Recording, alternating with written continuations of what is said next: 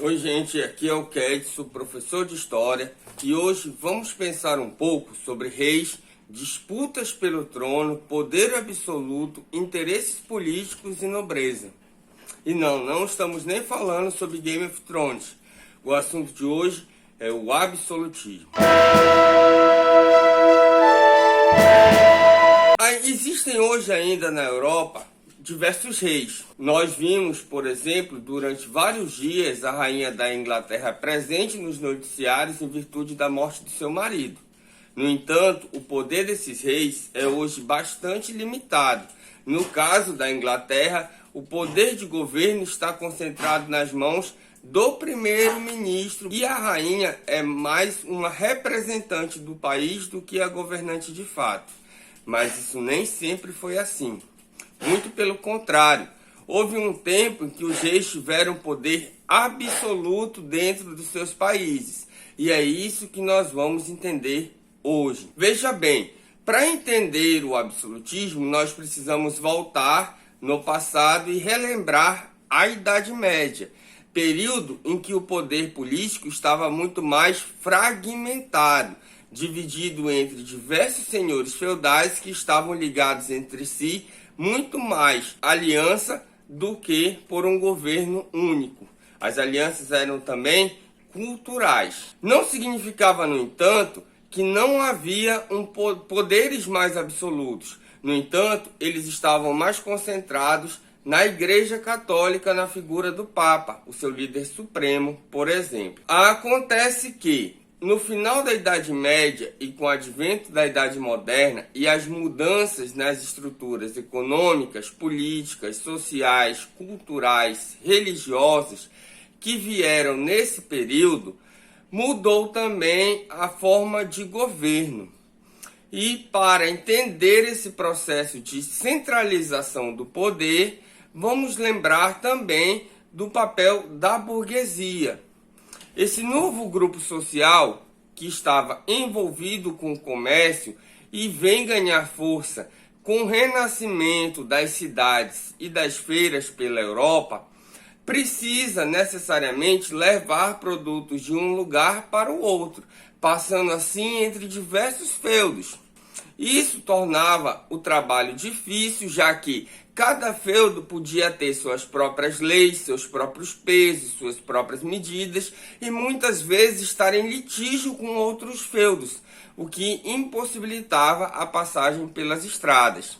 Dessa forma, apoiar um governo único na figura de um rei poderia trazer também para a burguesia a fixação de uma tarifa única, leis únicas, que aumentariam em muito o seu lucro. Mas não foram apenas os burgueses que apoiaram essa centralização política. Até mesmo nobres estiveram de acordo com a centralização do poder.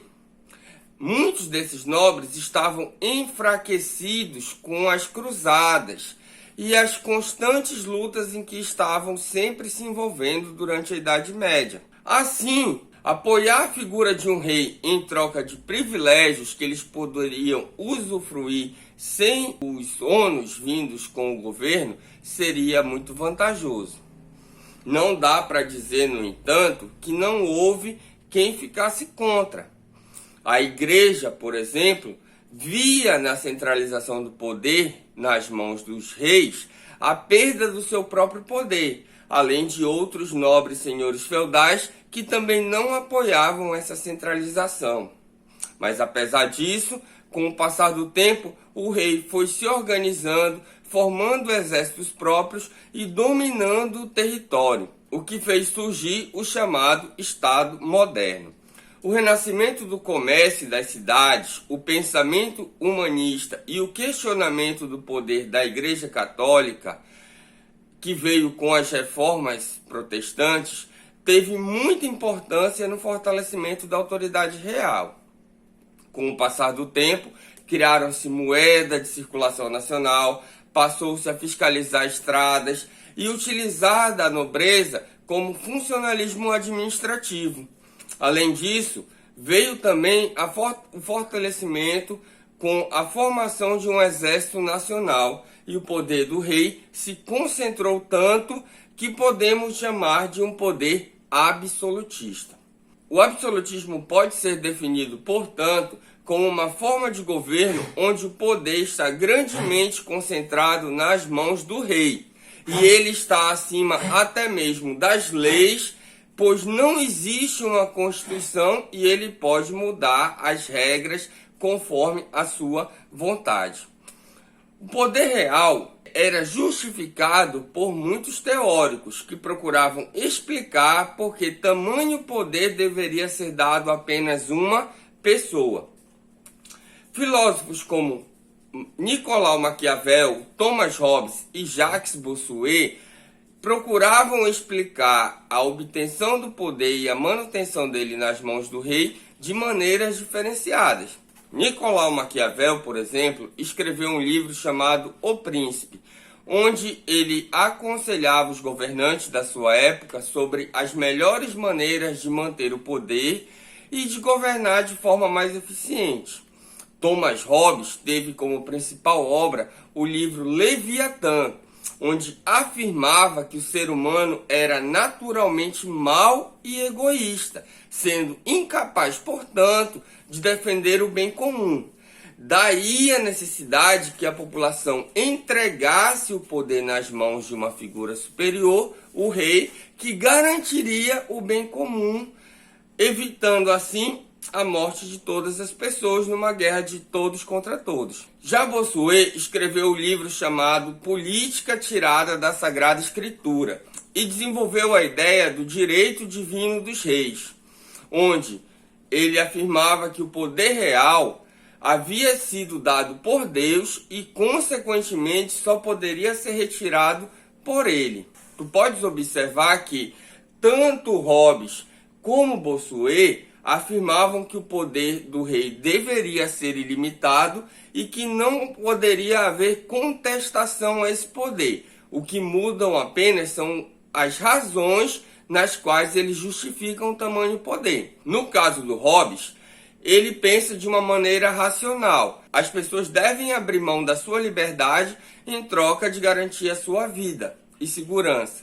Já para Bossuet, o motivo era divino, ou seja, religioso. O absolutismo é uma forma de governo específica da Europa moderna. Pode ocorrer de maneiras diferenciadas conforme o reino e a época em que ela se desenvolveu.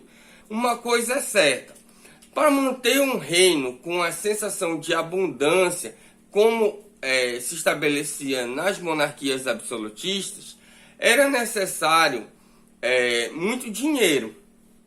E para garantir o enriquecimento da nação, os reis optavam por um conjunto de regras que acabou sendo conhecidas como mercantilismo. Entre essas regras, 3. A primeira delas é a do metalismo, que dizia que um reino só poderia ser rico se ele tivesse grandes quantidades de metais preciosos acumuladas. Portanto, deveria ser investida na conquista de territórios onde houvessem metais preciosos, tomá-los e evitar que seu ouro e sua prata saíssem do seu país na compra de produtos estrangeiros. Por isso também a balança comercial deveria ser sempre favorável. Essa é a nossa segunda característica. Balança comercial é aquela que define aquilo que se vende para outros países, ou seja, a exportação, e aquilo que se compra de outros países, ou seja, a importação. Para os governos absolutistas, era importante manter os preços